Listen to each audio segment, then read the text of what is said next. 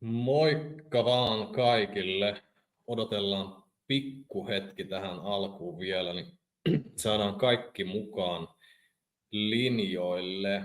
Pikkuhiljaa nähdäänkin, että ihmisiä alkaa sieltä pääsemään mukaan meille.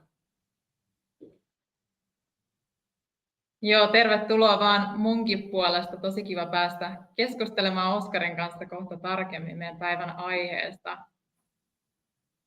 Pitäisikö meidän käydä tästä alkuun itse asiassa muutama sellainen käytännön asia läpi, nyt kun ihmisiä alkaa tulla paikalle, että tästä oikealla puolella ollaan tämmöisessä palvelussa kuin AirMeet, ja täällä oikealla puolella löytyy tämmöinen valikko. Sieltä löytyy erinäisiä vaihtoehtoja. Yksi kohta on nimeltä chatti, ja siellä voitte laittaa viestiä, jos haluatte vaikka kertoa, missä päin Suomea istutte, ja moikata ja tervehtiä muita. Ja sitten tämä on tämmöinen kohta kuin Q&A, eli loppuosasta, kun päästään näitä aiheita käsittelemään pidemmälle, niin käynnistetään tämmöinen Q&A-sessio, jossa käydään sitten teidän jättämiä kysymyksiä läpi. Ja jos teillä on joku hyvä semmoinen kysymys jonkun toisen jättämällä, niin voitte myös äänestää sitä ylöspäin, niin sitten varmasti tulee käytyä just se kysymys läpi. Ja sitten sieltä löytyy myöskin polls, eli tämmöinen kohta, mistä voi äänestää meidän järjestämästä tämmöisestä pienestä kyselystä, joka tulee tässä webinaarin aikana, niin pääsette sieltä äänestämään, ja sitten on myös tämmöinen kohta kuin resources, ja sieltä löytyy erinäköisiä materiaaleja, mitä voitte sitten ladata ja napata tästä mukaan. Eli kävin kaikille uusille, jotka on tullut linjoilla, niin kävin äsken läpi oikealla puolella olevaa valikkoa, mistä löytyy erilaisia vaihtoehtoja.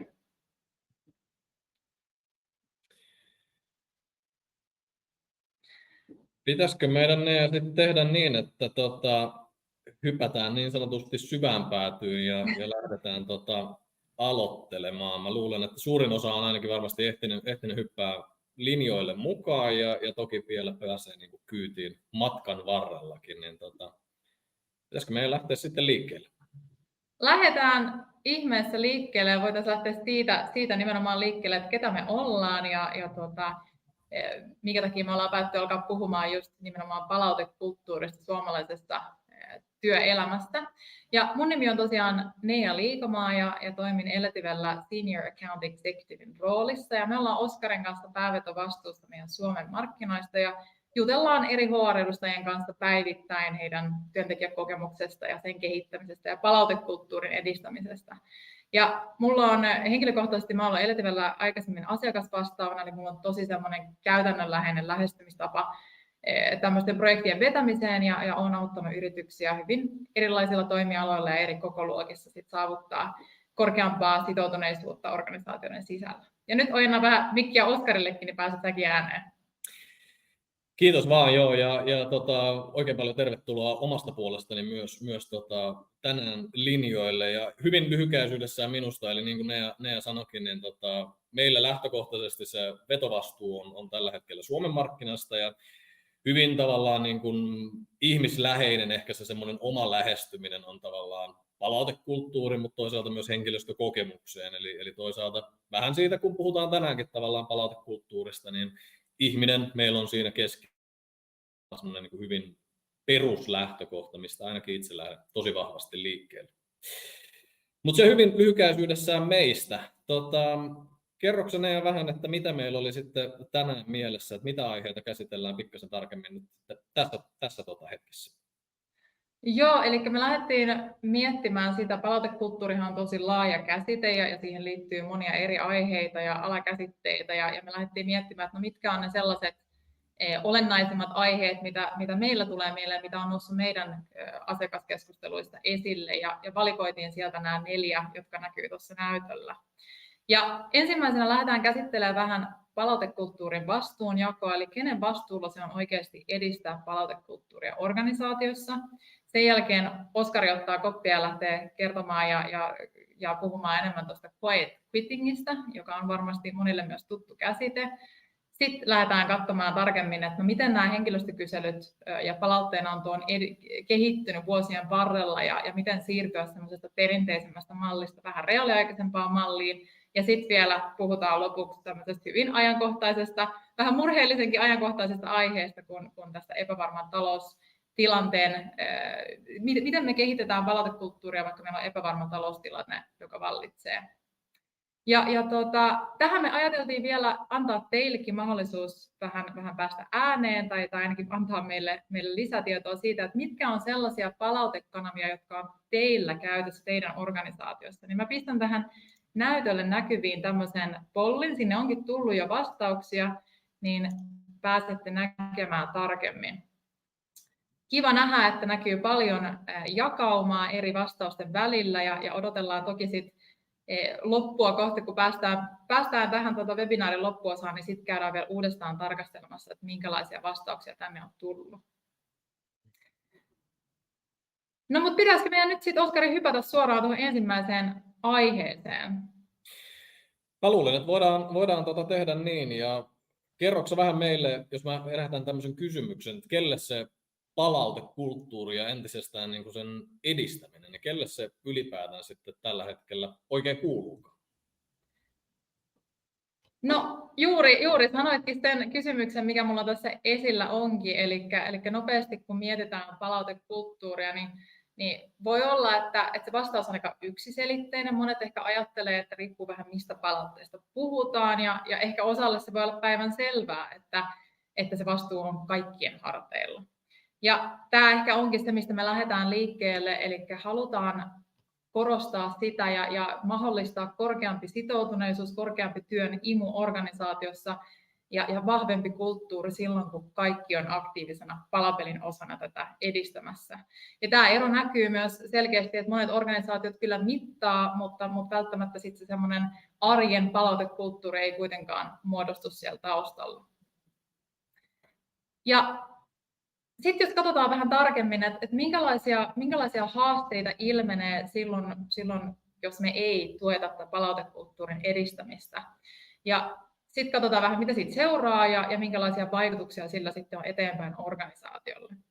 Eli monesti voidaan ajatella niin, että palautekulttuuri saatetaan nähdä sellaisena HR-prosessina, eli palautteesta tulee semmoinen tietyn aikaikkunan sisällä tapahtuva ja toistuva rituaali, eikä semmoinen jokapäiväinen vuorovaikutus, niin kuin se ideaalitilanteesta pitäisi olla. Ja se ei tietenkään, jos me mietitään, että miten paljon me jätetään potentiaalia hyödyntämättä, kun ne tapahtuu ne kehitykset ja palautteen antaminen ja vastaanottaminen ainoastaan näiden tiettyjen ajankohtien sisällä. Ja monesti sitten myöskin palaute nähdään enemmän semmoisena yksisuuntaisena vaihdantana, eli roolit vaan vaihtuu vähän niin kuin tilanteesta riippuen, että aina ollaan joko palautteen vastaanottajina tai sitten ollaan palautteen antajina sen sijaan, että se tapahtuisi luonnollisesti semmoisena jatkuvana ristiriitaisena vaihdantana. Ja sitten mikä myöskin on haaste monesti on se, että ei nähdä, että se kuuluu omalle vastuualueelle. Suomessa on tyypillisesti, varsinkin siis Suomessa ja suomalaisesta työkulttuurista, työmoraali on tosi korkeata ja suoritetaan kuulaisesti ne omat työtehtävät, mitä siihen omalle työpöydälle kuuluu, mutta mitä tulee tämmöiseen työntekijäkokemuksen kehittämiseen, työn imun edistämiseen ja palautekulttuuriin, niin nähdään helposti, että no, tämä ei ole mun pääveto, tai tämä ei ole mun vastuualueella, vaan tämä kuuluu ehkä mun esihenkilölle tai viime kädessä HR:lle. Ja tietenkin se sit helposti myöskin kuormittaa ja siirtää sitä vastuuta liian yksittäisesti, ja sitten se kokonaan poissulkee sen itse reflektoivan näkökulman. Ja tästä nyt voisi myöskin sen sanoa, että monesti ei me tietenkään haluta poissulkea avointa keskustelua, ja monissa organisaatioissa sanotaan, että meillä on tapana hyvin avoimesti keskustella ja nostetaan asioita esille, ja mikä on tosi hienoa, että niin tapahtuu, mutta jos se palautteen anto on sellaisissa rakenteissa ja kulttuurissa mukana, niin sitten se helposti jää yksittäisten henkilöiden varaan, ja sitten ehkä helposti syntyy sellainen tilanne, että annetaan palautetta ja sitten odotetaan, että no mikä nyt se ratkaisu tähän tilanteeseen on, ja sitten just taas se itse reflektio siitä puuttuu. Ja mitä siitä sitten saattaa seurata, niin on tietenkin arjen oppimisen hidastumista, eli virheet toistuu ja ehkä nousee esille vasta sitten semmoisissa vuosittaisissa kehityskeskusteluissa. Henkilöstö ei välttämättä koe voivansa vaikuttaa ja heidän ehkä motivaatio laskee, ja semmoinen aihe, mistä Oskari kohta puhuu, quiet quitting, lisääntyy. Esimerkkinä tästä voisi olla se, että työntekijä huomaa, että tiimin prosessi on tehoton ja vie turhaa aikaa, mutta kun palautetta ei ole tapana käsitellä systemaattisesti, niin sitten kokee, että no ei täällä ole niin paljon merkitystä, että tekee vaan sen minimin, mitä vaaditaan, ja ei jaksa enää tuoda sitä esiin, kun ei se kuitenkaan muutu se asia. Ja sitten myöskin vastuu omasta kehittymisestä ulkoistetaan, eli se proaktiivisuus nimenomaan, mistä tuossa sanoinkin, niin katoaa. Esimerkkinä työntekijät odottaa, että HR tai esimies ratkaisee kehittämisen tarpeet ja ei pyydä itse palautetta aktiivisesti, vaan se tapahtuu just niissä esimerkiksi kehityskeskustelutilanteissa, jossa sitten käydään näitä läpi. Ja sitten myöskin vertaispalautteen puute.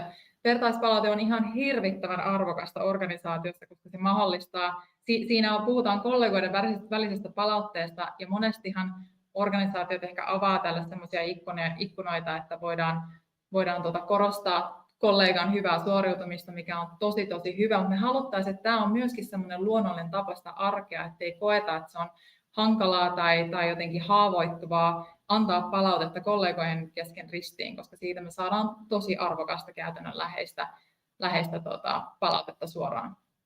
Tätä voidaan esimerkiksi fasilitoida vaikka 360, jos 360 kyselyt on teille tuttuja, niin siinä saa vertaispalautetta kollegoiltaan, ja sitten jos on omia alaisia, niin alaisiltaan, ja sitten myöskin tekee semmoisen itsearvioinnin, ja tämä on helppo tapa käynnistää sitä ajattelutapaa, että on ihan luonnollista antaa ja pyytää palautetta kollegojen kesken.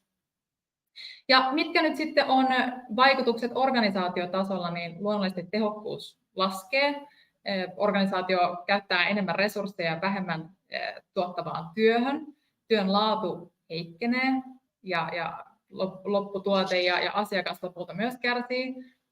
Hitaus lisääntyy ja semmoinen jäykkyys lisääntyy, päätöksenteko ja korjausliikkeet tulee liian myöhään ja myöskin sitten haavoittuvuus kasvaa. Eli ei ole semmoista sopeutumiskykyä reagoida tilanteisiin sitä mukaan, kun ne tapahtuu.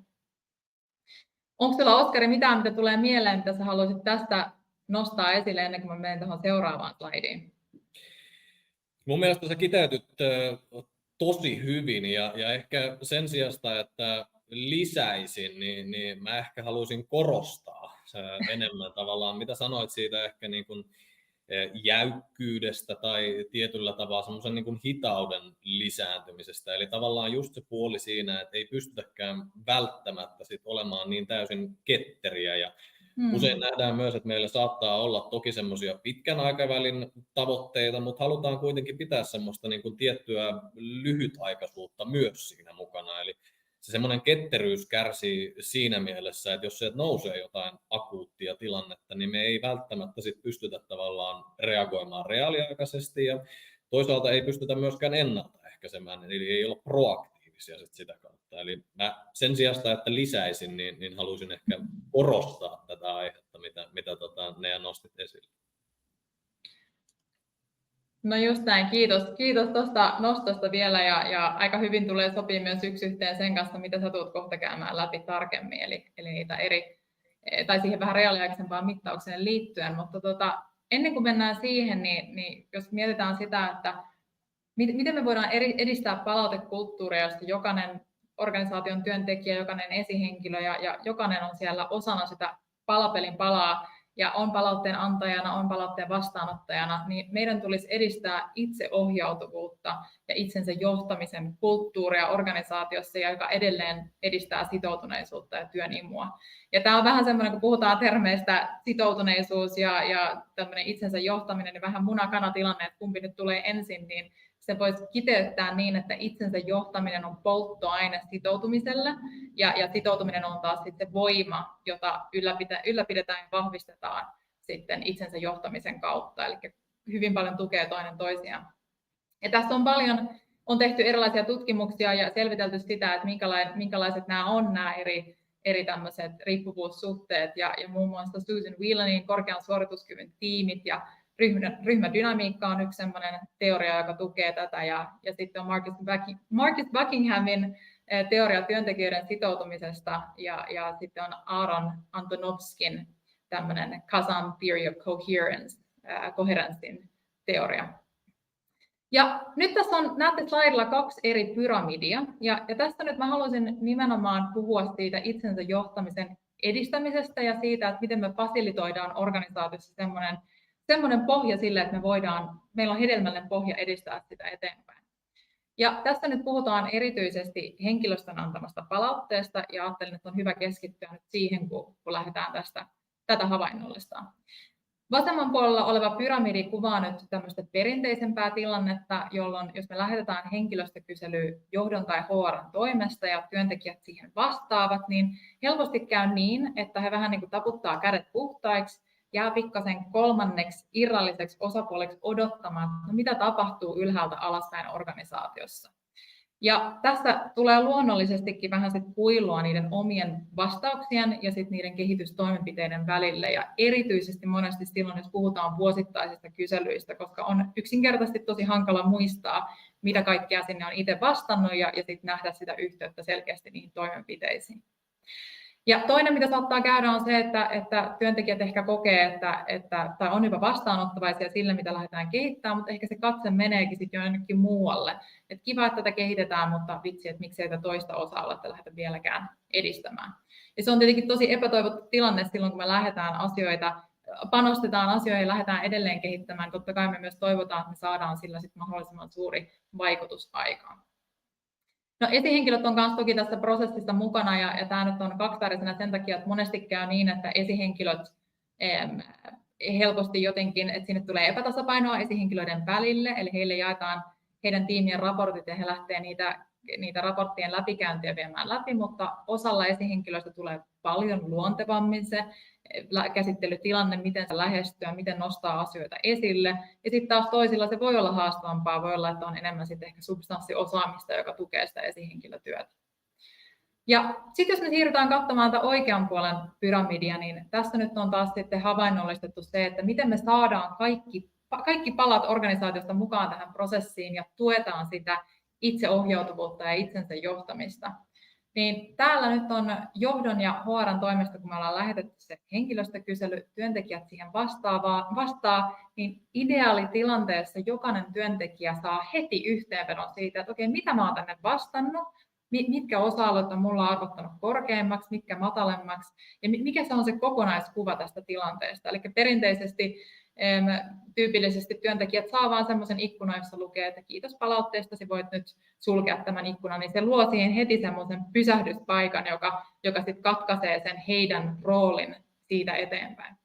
Niin tärkeää olisi saada heidät havahtumaan niiden aiheiden äärelle ja herättää uteliaisuutta ja sitä omaa vaikutusvaltaa ja mahdollisuuksia. Ja sitten myös totta kai esihenkilöiden heidän tulee päästä reaaliaikaisesti näkemään niitä omien tiiminsä tuloksia, toki sillä varauksella, että siellä on sitten ensin minimimäärä vastauksia tullut jo sisään, mutta tosi tärkeää, että he pääsevät myöskin heti siihen kärrylle.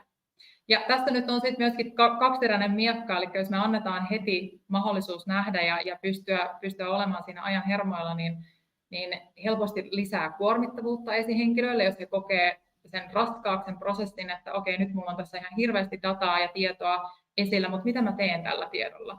Niin sitten meidän olisi tosi tärkeää voida tukea sitä edelleen niin, että tarjotaan ohjeistusta, tarjotaan nimenomaan, meidän tapauksessa ne on organisaatiopsykologien kirjoittamia vinkkejä, jotka tarjoaa raamit sille, että miten mä lähestyn näiden aiheiden käsittelyä ja näistä keskustelua mun tiimin kanssa. Ja sitten yhdessä, kun niistä keskustellaan, niin olisi tosi tärkeää, että yhdessä jaetaan sitä vastuuta, yhdessä valitaan se kehitysosa-alue, eli esihenkilö tietää vinkkien pohjalta sitten jo karsia niitä, että mistä voisi olla hyvä erityisesti keskustella, ja sitten yhdessä kannetaan se vastuu ja valitaan, että tämä on se meille se tärkein prioriteetti, mitä meidän pitää edistää. Ja sitten siitä eteenpäin toki on hienoa, jos on vielä saatavilla tämmöisiä valmiita toimenpiteitä, jotka tukevat sitä edelleen. Mutta myös samalla työntekijät on tosi tärkeää, että työntekijöitä herätetään siihen, että he pystyvät itse omalla toiminnallaan vaikuttamaan. Eli kun mietitään just itsensä johtamista, niin se on käsitteenä kauhean hieno ja semmoinen tosi hyvä tilanne, jos organisaatiossa oikeasti toimitaan näin, mutta se täytyy kickstartata jonkun kautta, se täytyy se ajattelumalli jotenkin niin kuin juurruttaa sinne jokaisen työntekijän mieleen. Tuleeko sinulla, Oskari, tähän liittyen mitään mieleen vai pitäisikö meidän siirtyä seuraavaan? Tämä on siinä mielessä tosi niin kuin mielenkiintoinen, niin kuin sanoit, niin se tavallaan konkretisoituu taas siihen ihmiseen ja yksilöön. Ja mä luulen, että mä saan tästä aika hyvän aasinsillan vähän myös itselleni, että mistä ajattelin, että voitaisiin vähän puhua seuraavaksi, niin hypätään vaan seuraavaan aiheeseen, jos ne ja sulla ei enempää tästä ollut mielessä. Ja mä ajattelin, että mä voisin vähän herätellä ajatuksia myös siltä taustalta, että mitä meillä sitten saattaa niissä tilanteissa tapahtua, jossa tavallaan me ollaan ehkä tietyllä tavalla vähän erkaannuttu tai puhutaan siinä mielessä rakkaalla lapsella on monta nimeä, että voidaan puhua hiljaisesta hyväksynnästä, hiljaisista lopareista, mutta mä ajattelin vähän herätellä ajatuksia ja toisaalta hyvin valitettavastikin, niin varmasti kaikki meistä tietää, että viime aikoina mediassakin hyvin vahvasti läsnä ollut tämmöinen vastaava tilanne. Eli siinä mielessä on hyvä palata myös semmoisen niin kuin perusasian äärelle siinä mielessä. Eli jos hypätään ne seuraavalle dialle, niin lähdetään vähän katsomaan, että mitä se nyt ylipäätänsä tarkoittaa, miksi näin tapahtuu, ja sitten vähän mietitään sitä, että mitkä ne vaikutukset sieltä nyt sille organisaatiolle taustalla on. Eli hyvin usein puhutaan tavallaan taustana siinä mielessä, että me ollaan tietyllä tapaa vähän sit työntekijänä ehkä henkisesti etäännytty tai erkaannuttu siitä organisaatiosta. Eli ei suinkaan olla irtisanouduttu ja tavallaan ollaan kyllä niin kuin fyysisesti paikalla ja ollaan siinä mielessä läsnä, mutta me ollaan vähän irrallisia siitä prosessista ja ei ainakaan tavallaan niin kuin henkisesti täysin läsnä siinä tilanteessa.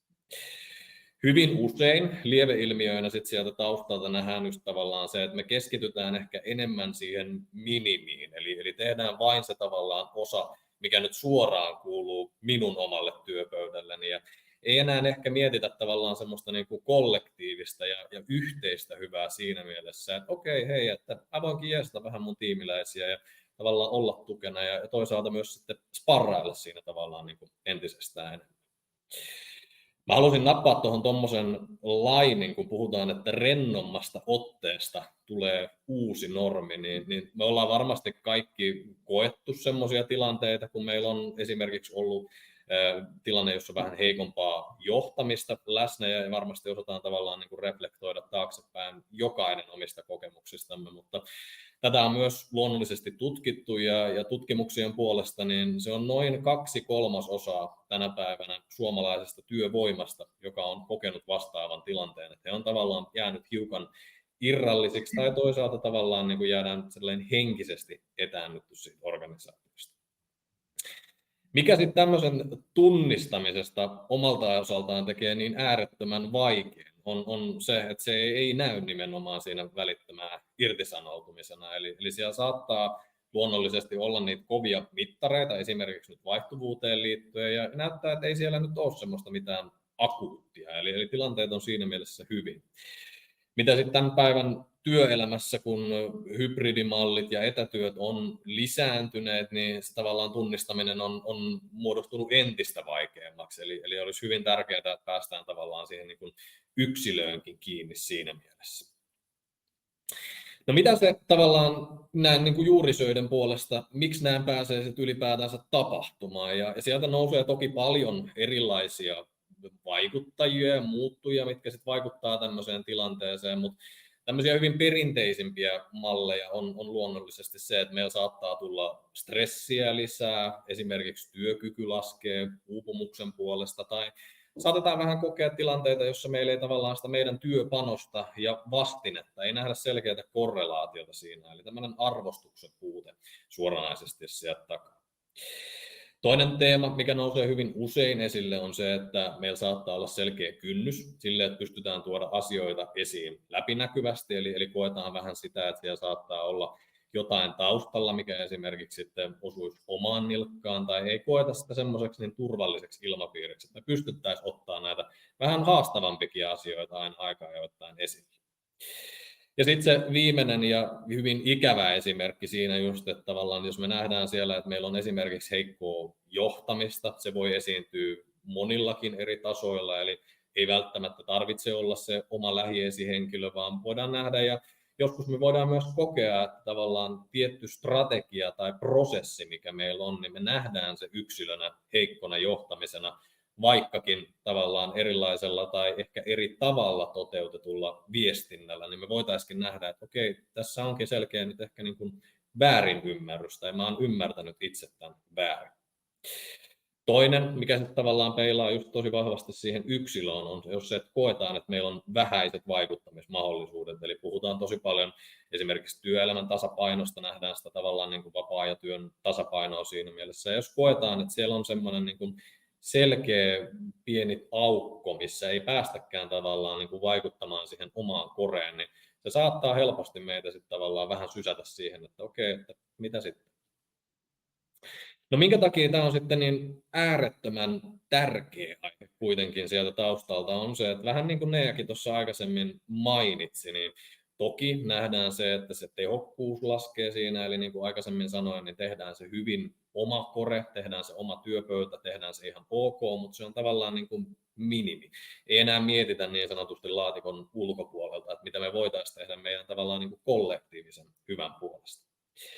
Toinen, mikä on sitten taas niin kuin yhtä ikävä tilanne, on se, että usein nähdään semmoinen niin kuin innovaation hiipuminen ja ei tavallaan enää sitten ollakaan siinä mielessä, että lähdettäisiin esimerkiksi kehittämään prosesseja tai jos nähdään joku selkeä semmoinen asia, mihin me voitaisiin tarttua, niin tehdään se tavallaan rutiini ja minimi, mutta pysytään siinä tavallaan niin sanotussa oravan pyörässä sitten vaan päivä toisesta eteenpäin. Mikä mä sanoisin, että sitten on kaikista se niin kuin tärkein asia tässä taustalla ja sopii myös hyvin moneen ja eri tilanteeseen, niin hyvässä kuin sitten vähän tavallaan vähemmän hyvässä on se taustalla, että tämmöisillä asioilla vaan valitettavasti on myös tapana tarttua, eli tavallaan se kulttuuri niin siinä tosi positiivisessa näkökulmassa, niin se ruokkii sitä tosi hyvää fiilistä ja meillä on tavallaan niin kuin selkeä esimerkki siitä, että puhalletaan kaikki yhteen hiileen. Mutta sitten se toinen ääripää, joka tarttuu entistä helpommin, on se, että jos meillä onkin siinä omassa tiimissä nyt esimerkiksi joku henkilö, joka tavallaan huomataan, että hän ei ehkä ihan läsnä ole enää ja tekee tavallaan sen niin kuin hyvin minimin niin, että sitten tavallaan nämä ylimääräiset hommat jääkin omille kollegoille ja muille tiimin jäsenille, niin se kyllä tarttuu sitten tavallaan niin kuin yhtä tehokkaasti. Eli miksi minunkaan pitäisi, kun kolleganikaan ei, niin se tavallaan niin kuin lumipallo ei kyllä siitä sitten pysähdy, jos se pääsee vierimään entisestään. Mitä ajatuksia herää sulla, Nea, mielen päälle? Näetkö semmoista jotain selkeää tilannetta, tai onko tämä sulle semmoinen tuttu termi, mikä on noussut sun keskusteluissa esille? No on noussut useampaan kertaan ja nyt just ehkä myöskin sekin, että tästä keskustellaan paljon, mutta sit silti on haastavaa jotenkin tunnistaa ja pystyä seuraamaan näiden kehitystä sekä huonoon että hyvään suuntaan, koska meillä, varsinkin jos meillä ei ole sellaista reaaliaikaista tapaa seurata sitä. Mutta se, mikä erityisesti nousee mieleen, jos mietitään vaikka rekrytointikustannuksia ja just tätä tarttuvuutta, niin on siis 3-5 kertaa todennäköisempää, että tämmöinen negatiivinen vuorovaikutus vaikuttaa ihmisten tuntemuksiin ja motivaatioihin, kun sitten taas positiivinen vuorovaikutus. Ja sitä kautta, jos mietitään, että meillä on uusi rekry ja uusi motivoitunut työntekijä, joka tuo uutta energiaa ja virtaa, niin sitten hyvin äkkiä, jos huomataan, tai jos hän huomaa, että tiimin sisällä on tapana tehdä ja mennä vähän sieltä, mistä aita on matalin, niin hän sitten ajautuu siihen samalle polulle, mikä on tietenkin sit tosi ikävää, että menetetään sitten siitä paljon potentiaalia. Mutta siirrytäänkö sitten, oliko sulla tästä seuraavasta varmaan jotain mielen päällä? Hypätään vaan seuraavaan ja varmasti tuttua kauraa siinä mielessä, mutta välillä on kuitenkin hyvä palata tavallaan niiden perusasioiden äärelle ja vähän ehkä sitä tavallaan, mitä ne tuossa just mainitsitkin, eli sieltä saattaa niitä rekrytointikustannuksia ja tosi useinhan me myös tavallaan mietitään tätä ehkä siltä kannalta, että mitä jos me lähdetään nyt kehittämään, niin mikä se meidän tavallaan tavoite tai sitten tavallaan mitä me saadaan siitä irti sen jälkeen, kun ollaan tavallaan niin kuin tuottavuuden puolesta lähdetty kehittämään. Mä ehkä haluaisin vähän kääntää tämän myös ajatuksen tasolla sit niin päin, että jos me nähdään, että meillä nyt on selkeä tämmöinen niin kuin haaste tai joku tietty kipukohta siellä taustalla, niin mikä tavallaan se meidän piilokustannus on siinä, jos me eikään sitten lähdetä tavallaan edistämään sitä aihetta. Eli just niin kuin tavallaan Nea sanoi tuolta taustalta, että siellä voi olla sitä tosi vahvasti niin kuin rekrytointikustannuksiin, eli esimerkiksi sitä kautta päästään näkemään, että meillä on selkeä kustannus, mikä tavallaan toistuu aina entisestään. Toinen hyvin konkreettinen esimerkki, mikä liittyy tavallaan juuri tähän quiet quitting-ilmiöön, on se, että jos meillä sitten tavallaan se työkyky esimerkkinä nyt stressin puolesta laskee ja joudutaankin jäämään sairaslomalle, niin sieltä nähdään kuitenkin, että semmoisen niin kuin keskiarvoisesti yhden sairaspäivän kustannus per työntekijä per päivä, niin puhutaan kuitenkin semmoisesta 300–400 eurosta päivää kohden. Eli selkeitä tavallaan semmoisia niin kuin kustannuksia siellä, mitkä sitten vaikuttaa tietenkin niin kuin myös liiketoimintaan suoraan. Eli hyvä välillä vähän tavallaan kääntää sitä palloa myös toisinpäin ja miettiä, että mitä jos me ei lähdetä kehittämään näitä, niin mitkä tavallaan ne kustannukset siellä taustalla sitten onkaan. Mutta me voitaisiin hypätä tästä sitten vielä vähän tarkastelemaan tarkemmin sitä, että miten meillä nyt on henkilöstökyselyt ylipäätänsä kehittynyt. Ja siinä mielessä niin kuin konseptihan ei ole niin kuin millään tavalla uusi. Eli kyselyitä on ollut hyvin erilaisia, hyvin erinäköisiä ja palveluntarjoajiakin on tänä päivänä aivan laidasta laitaan. Eli valinnanvara siinä mielessä kyllä löytyy, mikä on niin kuin äärettömän hyvä asia tietenkin. No jos puhutaan vähän ensin tämmöisestä niin kuin perinteisestä ja usein puhuttiin vähän semmoisesta niin kuin laajemmasta, joko vuosittain tai meillä saattoi olla pikkasen vielä niin kuin harvempikin tiheysväli siinä taustalla. Eli usein saatetaan toteuttaa jopa niin kuin joka toinen vuosi tämmöistä laajempaa kyselyä. Ei tarvitse mennä ihan hirveästi edes takaisinpäin, että tämä oli tavallaan se niin kuin normi. Riittää, että ollaan siinä noin 10 vuotta taaksepäin, niin tämä oli se semmoinen perinteinen ratkaisu, mitä toteutettiin vain ja ainoastaan. Ja tämä oli tavallaan se niin kuin normi siinä mielessä. Tässä vaiheessa kyselyt oli aika massiivisia, voitaisiin puhua jopa tämmöisistä niin kuin monstereistakin siinä mielessä, että ei ollut enää kymmeniä kysymyksiä, vaan meillä saattoi olla jopa niin kuin satojen kysymyksien kysymyspatterista. Ja luonnollisesti niin tämähän on hyvin raskasta sekä HR:lle, eli tavallaan siellä niin kuin analysointi ja läpikäynti päässä, mutta sitten myös tavallaan se niin kuin työntekijäpuoli toimialoista puhumattakaan ja tavallaan niistä haasteista, mitä löytyy sitten toimialakohtaisesti. Mutta jos lähdetään miettimään, että meillä tulee 100 kysymyksen kysymyspatterista, niin siinä kyllä jonkun aikaa saa kliksukatella, että sen saa käytyä lävitse sieltä taustalta. Eli hyvin tavallaan niin kuin raskaasta kokonaisuudesta puhuttiin. No sitten tuossa niin kuin 5 vuotta taaksepäin, niin koronapandemia ehkä tietyllä tavalla vähän muuttikin tämän ajatuksen siinä taustalla. Ja aika hurjalta tuntuu, että 5 vuotta on siitä mennyt, kun korona meillä muutti myös työelämää hyvin, hyvin massiivisesti. Eli lähdettiinkin vähän tietyllä tapaa myös sen niin kuin pakotetun etätyön puolesta miettiin, että okei, me haluttaisiin kyllä pikkasen tiheämmin kerätä tätä palautetta ja miten me päästäisiin nyt tavallaan pikkasen ehkä niin kuin reaaliaikaisemmin sinne aiheiden äärelle. Ja tämähän on siinä mielessä niin kuin aivan äärettömän hyvä asia. Halutaan olla just tavallaan niin kuin reaktiivisia ja pystytään tavallaan niin kuin olemaan reaaliaikaisia myös sen puolesta, että ennaltaehkäistään niitä tilanteita, mutta semmoinen ehkä niin kuin haaste, mikä tosi usein nousee tänäkin päivänä vielä esille ja minkä niin kuin ymmärrän myös hyvin on se, että kun me sitten hypätään sinne niin kuin hyvin tiheeseen mittaukseen, niin se aika nopeasti tulee tavallaan päin kasvojakin siinä mielessä, että havahdutaan, että okei, että me tarvitaan kuitenkin ne resurssit siihen, että päästään käymään läpi niitä tuloksia, pystytään tavallaan edistämään niitä ja meillä on oikeasti sitten tavallaan se prosessi siihen, että ei vaan kysytä ja sitten taas kysytään, vaan meillä on tavallaan, että päästään oikeasti edistämään niitä tuloksia sieltä taustalta. Ja tänä päivänä sitten tietenkin niin kuin vaihtoehtoja ja ratkaisuja on tosi paljon, ja mitä tulee tavallaan niin kuin reaaliaikaiseen mittaamiseen, niin jos ne hyppäät seuraavalle dialle, niin mitä tässä pyritään vähän tavallaan niin kuin visualisoimaan myös. Meillä on hyvin paljon käppyrää vähän nyt joka toiseen suuntaan, mutta pyritään vähän tavallaan erottelemaan sitä semmoista perinteistä ja usein vuosittain toteutettua kyselyä niin vähän tuommoiseen tiheämpään mittaamiseen. Niin aivan äärettömän tärkeänä on tietenkin se, että meillä on semmoinen toimintasuunnitelma siinä mielessä, että meillä on selkeät askeleet, mitä tavallaan lähdetään edistämään niin, että meillä on sitten ne resurssit lähteä myös edistämään niitä tuloksia. Hyvin usein se muutos siitä vähän laajemmasta kyselystä sitten tiheämpään pulssiin esimerkkinä, niin se ottaa myös aikaa. Eli meidän pitää olla tavallaan varmoja siinä, että meillä on ne oikeat mahdollisuudet ja resurssit siihen, että ylipäätänsä tavallaan HR-näkökulmasta, mutta pitää olla myös tavallaan valmista sen organisaation näkökulmasta. Eli pitää miettiä, että siellä on tavallaan ne semmoiset selkeät askeleet, että päästään sitten oikeasti tavallaan työskentelemään niiden tulosten kanssa myös. Osaatko sanoa ne jonkun semmoisen nopean esimerkin, mikä on tavallaan tämmöiseen liittyen, tai onko sulla ollut vastaavaa keskustelua tässä viime aikoina esillä?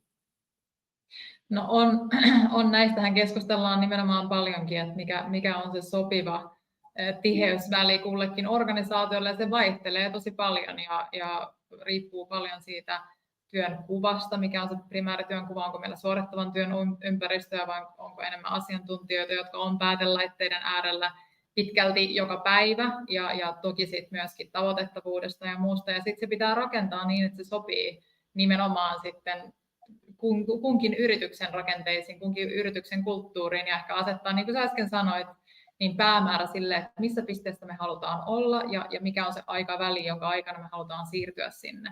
Ja sitten tässä on myös tosi tärkeää se, että monesti kun puhutaan tämmöisistä tiheämmistä mittauksista, niin poissuljetaan paljon sitten tämmöinen nimenomaan suorittavamman työn ympäristö ja jotenkin heitä ei päästä osallistamaan niin paljon ja sitä pidetään ehkä vähän semmoisena annettuna faktana sen sijaan, että lähdetäänkin haastamaan sitä, että ei kun ehdottomasti heidän pitää olla ihan yhtä lailla tässä mukana ja jos puhutaan esimerkiksi just omien tulosten näkemisestä, niin heidänkin pitää päästä näkemään ne omat henkilökohtaiset tulokset ja olla ihan yhtä lailla osallisina siinä. Ja monet, jos miettii sitä tiheysväliä, niin monissa organisaatioissa, vaikka me päästäänkin siihen pisteeseen, että käsitellään esimerkiksi tai että lähetetään kuukausittaisia kyselyitä, niin sitä on hyvä tukea semmoisella kvartaalittaisella läpikäynnillä. Harvalla organisaatiolla on aikaa ja resursseja lähteä investoimaan siihen, että me joka kuukausi tai joka toinen viikko istutaan alas ja keskustellaan näistä tuloksista, vaan se, että sitten se nimenomaan kiteytetään vähän pidemmän aikavälin sisälle, mutta se, että esihenkilö saa sen datan siellä reaaliaikaisesti ja pystyy tarvittaessa toimimaan sen kvartaalin sisällä, jos tulee jotain tämmöisiä merkittäviä havaintoja, on tosi tärkeää.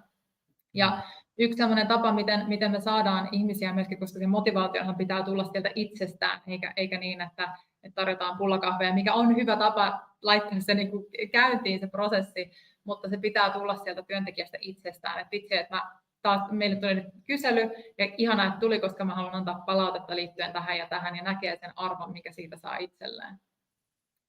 Minusta tuntuu, että me voitaisiin puhua tästä vaikka ummet ja lammet, mutta tässä välissä ehkä hyvä sanoa, että jos teillä herää uteliaisuus ja haluatte sparrailla tarkemmin teidän organisaation liittyvien palautekulttuurin haasteiden tai näiden kyselytiheysvälien kanssa, niin ihmeessä varatkaa meidän kanssa tapaaminen. Tuossa lopussa tulee vielä semmoinen linkki, mitä kautta pääsette varaamaan, jos mielenkiinto heräsi. Semmoinen viimeinen asia ennen kuin ojennan mikrofonin ja sulle takaisin, niin hyvä nosto siinä mielessä, että varmasti tavallaan on mielekästä myös parrailla sitten tavallaan niin kuin siitä tietyn organisaation tai yrityksen näkökulmasta, mutta mä ehkä haluaisin lisätä tähän viimeisenä omana nostona niin myös sen, että hyvin usein niin me saatetaan nähdä myös se, että meillä saattaa organisaation sisällä olla erilaiset tarpeet tai mieltymykset, eli siihen pitää tavallaan miettiä sitä just siltä näkökulmalta, että onko meillä oikeasti tavallaan se tilanne se, että toteutetaan vain se yksi ja samanlainen koko organisaatiolle, vai voisiko se olla esimerkiksi mielekästä, jos meillä on tiimikohtaisia mieltymyksiä, vaikka nyt siihen tiheysväliin liittyen, ja tosi usein sama pätee myös esimerkiksi siihen kysymyspatteristoon, eli hyvänä esimerkkinä tämmöistä niin kuin suorittavaa työtä tekevät organisaatiot tai työntekijät, niin siellä saattaa olla erilaisia ajatuksia tai erilaisia teemoja, mistä olisi hyvä kerätä palautetta. Eli siinä mielessä semmoinen niin kuin räätälöitävyys siinä taustalla on niin kuin aivan äärettömän tärkeää.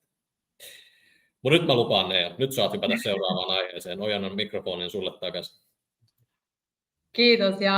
Mennäänkin sitten viimeisimpään aiheeseen ja vähän tietenkin kaikille täysin päivän selvää, mikä meidän taloustilanne on tällä hetkellä, ja ainoa mikä positiivista siitä voidaan sanoa, että kun ymmärtääkseni se ei ole epävakaata, eli vaikka on epävarmaa, niin todennäköisesti ei ole tulossa mitään äkillisiä muutoksia suuntaan tai toiseen. Ja olisi ihana, kun olisi tästä nyt avaimet käteen ja voitaisiin Suomen talous pelastaa tältä istumalta, mutta siihen ei riitä nyt kapasiteetti tällä kertaa, vaan puhutaan enemmän siitä, että miten palautekulttuuria voidaan edistää ja miten tärkeää sitä on edistää tämmöisissä haastavissa olosuhteissa. Ja vähän samalla kaavalla tätä nyt lähdin tähän avaamaan, eli puhutaan Suomen taloustilanteesta, hitaasta kasvusta, korkeasta työttömyydestä, epävarmuudesta, niin nämä kaikki tekijät vaikuttaa tosi kriittisesti sekä työnantajaan että työntekijöihin. Ja totta kai, jos me mietitään työntekijän puolesta, niin siellä on primäärisesti varmasti pelko työpaikan menetyksestä ja sitten tietenkin samaan aikaan lisääntyvä kuormitus, kun me joudutaan leikkaamaan kustannuksia, mutta sitten samaan aikaan me joudutaan lisäämään tehokkuutta organisaatiosta, niin tämä nyt on luonnollinen yhtälö. Ja sitten organisaation näkökulmasta niin totta kai kustannuspaineet ja säästökuurit, irtisanomiset, lomautukset on tosi vahvasti läsnä. Ja tässä ehkä kun mietitään, niin helposti tuleekin semmoinen vastakkainasetelma sit nimenomaan työnantajien ja työntekijöiden välillä. Ja mitä tästä nyt sitten seuraa, niin työntekijän näkökulmasta voi syntyä tämmöistä instrumentaalista sitoutumista, tarkoittaen sitä, että ihmiset pysyy ainoastaan, koska on pakko, ei sen takia, että he haluaisivat olla aidosti sitoutuneita kyseiseen organisaatioon. Ja mikä on tietenkin varsinkin sit pitkällä aikavälillä kuormittaa entisestään työntekijöitä, koska silloin jos me ollaan aidosti, tuodaan meidän työpanos peliin sen takia, koska me ollaan aidosti motivoituneita ja halutaan se tehdä, niin tietenkin se kuormituskaan ei ole yhtä raskas. Eli kuormituksen kasvu, stressi ja sairauslomien lisääntyminen luonnollisesti siitä sit eteenpäin kasvaa, ja sitten myös luottamuksen heikkeneminen ylipäänsä sekä johtoa kohtaan että sit tiimien sisällä. Ja sitten just jos mietitään organisaatiotasolla niitä vaikutuksia, niin just tämä me vastaan te-asetelma, että työntekijät ja johto on vähän eri leireistä, matala tehokkuus, jos mietitään, että ihmiset tekee vain sen minimin eikä enempää, niin luonnollisesti se vaikuttaa siihen tehokkuuteen, koska jos tässä nyt mietitään sitä, että ollaan sitoutuneita instrumentaalisesti, niin silloin oletusarvona on se, että me saatetaan antaa paljon panostusta sen ajan sisällä, kun on epävarma omasta työpaikastaan, mutta sitten saattaa olla, että se sitten tipahtaa sinne quiet quitting tasolle. Ja sitten myöskin tietenkin vaihtuvuuden kasvu taloustilanteen parantuessa, eli sitten on riskinä se, että parhaat osaajat lähtee sitten ensimmäisenä, kun meillä alkaa, tai heille tulee mahdollisuuksia, muita työmahdollisuuksia tai muuta. Ja tästä nyt on vähän ehkä ideana se, että jos me samaan aikaan laiminlyödään palautekulttuuria, niin seurauksena on laskeva työn laatu, kasvavat poissaolot ja heikentynyt kilpailukyky ylipäänsä. Ja siitä, että no miten tätä nyt sitten vielä ehkä paremmin, jos me aletaan jäsentelemään tämmöisen hienon kaavion avulla, niin täällä nyt on X-akselilla on aika, sitten Y-akselilla on henkilöstöinvestoinnin tuotto verrattuna kustannukseen. Ja sitten jos me katsotaan tätä aikajanaa, niin tässä nyt on hahmoteltu tämmöistä uuden työntekijän rekrytointiprosessia. Ja silloin työsuhteen alussa organisaatio investoi paljon työntekijään, silloin alkaa perehdytys ja koulutus ja siihen työhön tutustuminen. Ja sitten se investointi alkaa maksaa itseään takaisin, kun työntekijä pääsee vauhtiin. Ja tässä nyt on sitten riskinä se, että kumpaan polkuun tämä kyseinen työntekijä lähtee, että tuleeko hänestä korkeasti sitoutunut ja hänellä on vahva työn imu, vai käykö niin, että sitten on matala sitoutuneisuus, joka sitten luonnollisesti panostus on matalampi, on todennäköisempää, että on vähän erkaantunut henkisesti siitä työpaikastaan, niin on korkeampi poistumisriski. Ja sitten tänne on laittu tämmöinen toimimattomuuden kustannus, joka nyt tässä tarkoittaa nimenomaan sitä, että jos me ei panosteta siihen palautekulttuuriin, niin mitä me silloin saatetaan menettää. Ja tässä nyt, jos me mietitään, että tämmöinen investointi rekrytointiin ja koulutukseen tehdään varsinkin tämmöisessä heikomman taloustilanteen vallitessa, niin se on tosi kallis kustannus lähteä aloittamaan alusta. Eli jos työntekijä päätyy sitten lähtemään organisaatiosta, niin se maksaa yrityksille ihan hirveästi. Totta kai nyt kun on taloustilanne mikä on, niin on epätodennäköisempää, että työntekijät oma-aloitteisesti lähtee, mutta sitten heidän panostus saattaa jäädä tänne matalemmalle tasolle ja vähän niin kuin lilluu tuolla matalemmalla kohdalla. Ja jos me katsotaan tätä, että mitä me voidaan menettää, monesti puhutaan siitä, että puhutaan just menetystä voitosta, mutta jos me mietitään näin, että jos jokainen teistä nyt saisi 100 euron voiton tai saisi 100 euroa nyt käteistä omalle tilille, niin se tunne on positiivinen, mutta se koetaan vähän semmoisena ylimääräisenä bonuksena verrattuna sit siihen, että jos saa parkkisakon, joka on 100 euron sakko, niin sitten se koetaan henkisesti paljon raskaampana menetyksenä ja jopa 2- tai 3-kertaisesti voimakkaampi kuin sit se yhtä suuri voitto. Niin tässä on hyvä miettiä sitä, että vaikka me puhutaan menetetyistä mahdollisuudesta, niin se kannattaa nähdä myöskin nimenomaan kustannuksena. Eli tämä nyt on oikeasti potentiaali, joka tuottaa meille kustannuksia, jos me ei sitä maksimoida ja ei tueta palautekulttuurin edistämistä. Eli tässä oli oikeastaan, onko sinulla, Oskari, mitään mielessä, mitä haluaisit tähän lisätä vai selitinkö auki koko kaavion? Selitit auki hyvin, ei sen lisättävää. Ehkä mä voisin tavallaan niin kuin napata oman perspektiivini pikkasen siitä, missä tuossa niin kuin aikaisemmin mainitsinkin myös. Eli esimerkkinä, jos me tavallaan nähdään se, että meillä on sekä niitä hyvin vahvasti sitoutuneita, että sitten, jotka lähtee tavallaan kulkemaan tätä toista polkua tässä nyt tänne alaspäin, niin vaikka he ei tavallaan irtisanoutuisi siellä taustalta, niin sama esimerkki pätee myös tähän. Eli tavallaan sillä on siinä mielessä tapana tarttua, että se on jo pelkästään sitten tavallaan niin kuin motivaatiota laskevaa myös niille tosi vahvasti sitoutuneille. Eli se hyvin paljon kumuloituu myös tavallaan niin kuin siinä mielessä samalla lailla tässä tilanteessa. Ja sitten ehkä tässäkin niin on ideana se, että minkä takia tätä lähdettiin havainnollista on se, että monesti kun me lähdetään leikkaamaan ja organisaatiossa tapahtuu, jäädytetään kokonaan investointeja ja muita, niin HR hyvin äkkiä nousee siellä kärkeen ja palautekulttuuria ei nähdä sellaisena liiketoiminnalle kriittisenä tekijänä, mutta sitten taas toisaalta kun me katsotaan ja ymmärretään oikeasti se, että mikä vaikutus sillä on kaikkeen siihen tehokkuuteen ja kaikkeen siihen, mitä me yritetään nyt kovasti edistää organisaatiossa, niin sitten se saadaan se vähän käännettyä sitä näkemystä. Mutta tämä on monesti sellainen asia, joka on ehkä HR:lle aika päivänselvää. Ehkä sitten monesti saattaa olla organisaatiossa haastavampaa sit nähdä muun kuin HR:n puolesta, että varmasti monille teille kuuntelijoille oikein itsestäänselvä ja semmoinen tuttu aihe.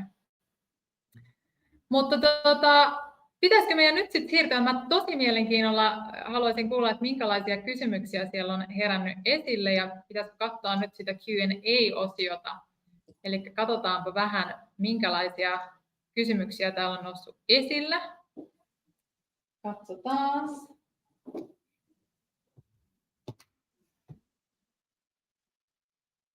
Nyt mulla taitaa olla joku tässä teknisesti. No jos siellä näyttää nyt siltä, onko ne tullut tuonne chattiin? Mä just tästä koitan katsoa, että onko meillä... Täällä on yksi tämmöinen kommentti, että saavatko osallistujat esitysmateriaalin webinaarin jälkeen, niin kyllä saatte. Tästä tulee automaattisesti kaikille osallistujille, myös heille, jotka eivät pääse paikalle, niin saa sitten jälkikäteen materiaalin ja tämän nauhoituksen.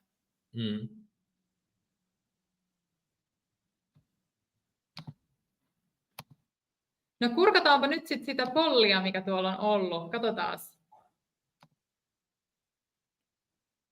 Okei, meillä on tullut yhteensä 97 ääntä ja siellä on nyt noussut yksilökeskustelut, one-on-one-keskustelut kaikista merkittävimmäksi palautekanavaksi. Mutta sitten myöskin on vuosikyselyitä, tiimien vuorovaikutustilanteita, mutta yksilökeskusteluthan on tosi hyvä ikkuna sille, että palautetta annetaan ja kuuluukin olla jatkossakin, vaikka sitä lähettäisiin reaaliaikaistamaan. Mutta siihen voisi vielä lisätä, että jos me mietitään nyt, että okei, että meillä olisi tämmöinen tilanne, että meillä on vähän, ollaan lähdetty investoimaan siihen, että kysytään reaaliaikaisemmin palautetta ja nyt me halutaan myöskin osallistaa henkilöstöä aktiivisemmin siihen, että he itsenäisesti ja myöskin itse reflektoivasti lähtemään miettimään sitä omaa vaikutusvaltaa.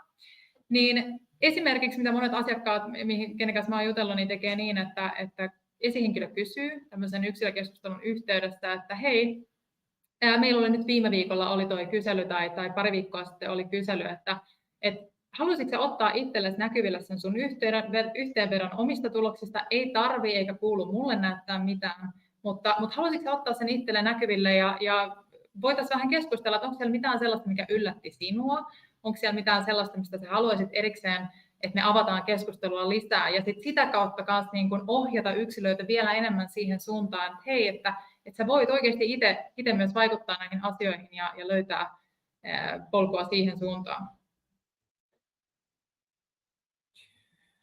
Ehdottomasti ja tosi mielenkiintoinen pointti tavallaan just siinä mielessä, että siitä tosi helposti nousee myös sitä keskustelua. Eli tavallaan saadaan selkeästi tuotua niitä asioita esille ja toisaalta myös semmoisen niin kuin keskustelun kautta niin mahdollistaa sen, että meillä on useampia kanavia käytössä. Eli missään tapauksessa niin toki vaihtoehtoja on äärettömän paljon, mutta että usein se paras ratkaisu on, että ei keskitytä vain ja ainoastaan yhteen, vaan pystytään enemmän tavallaan yhdistelemään sit niitä parhaita puolia monista eri palautekanavista tai tämmöisistä niin kuin mekanismeista myös yhteensä.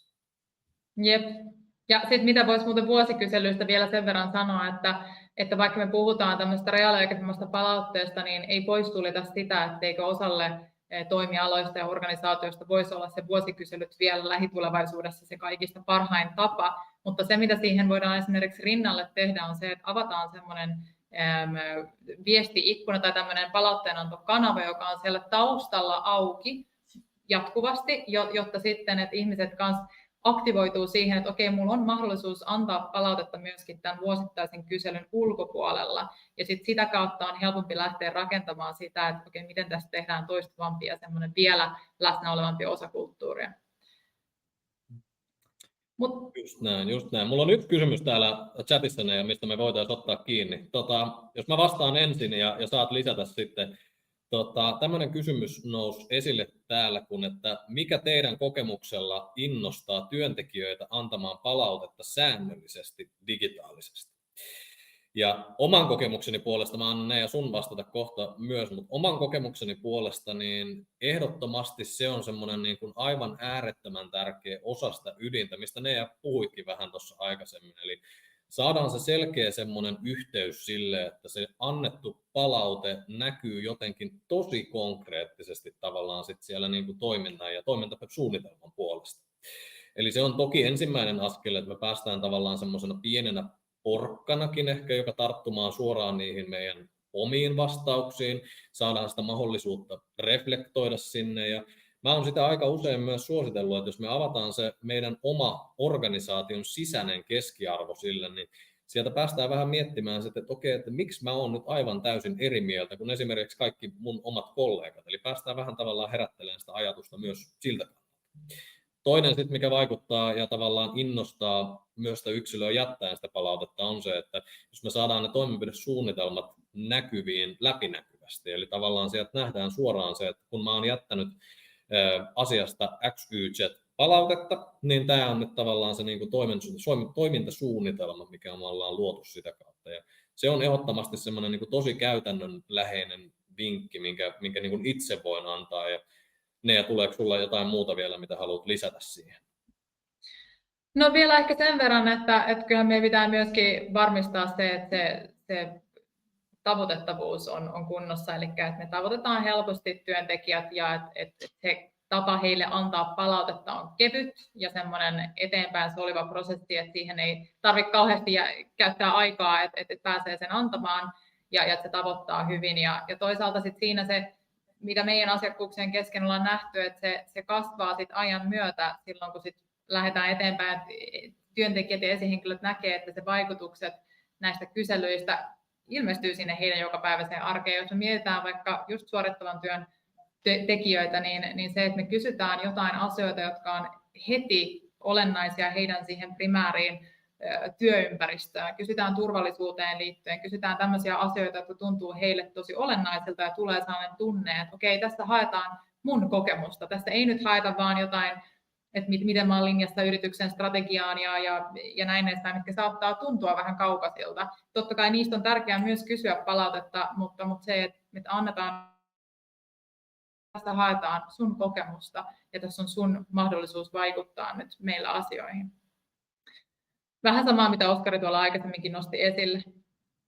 Mutta kiitos teille. Mä voisin avata tähän vielä tämän. Vai onko sulla, Oskari, vielä mitään tuohon, mitä sä haluaisit nostaa? Ei, hyvä lisäys ja oikein hyvä. Just se oli se, mikä mulla oli siellä mielessä. Eli niin kuin ne tuossa aikaisemmin sanokin, niin toki meidät saa kummat tahansa varata myös ihan tämmöiseen tavallaan niin kuin hiukan ehkä enemmän organisaatiokohtaisempaa keskusteluun. Eli tässä käytiin hyvin ylätasolla siinä mielessä ja varmasti ja toivottavasti ainakin niin kuin herättiin ajatuksia ja ehkä myös jopa niin kuin inspiraatiota siinä mielessä, mutta hyvin mielellään kumpainenkin varmasti voin puhua meidän molempien puolesta, että sparraillaan aiheen äärellä ja jos herää aivan mitä tahansa kysyttävää, niin meidät löytyy myös tuolta linkkarin puolelta, niin varmasti voi kummalle vaan laittaa viestiä myös vaikka sitä kautta. Jep. Ei mitään, kiitos kaikille osallistumisesta ja ollaan toivottavasti yhteydessä ja katsotaan, että miten teidän organisaatioissa näitä asioita voisi edistää eteenpäin. Just näin. Kiitos oikein paljon myös mun puolesta ja oikein mukavaa ja toivottavasti aurinkoista loppuviikkoa ja syyskuun alkua.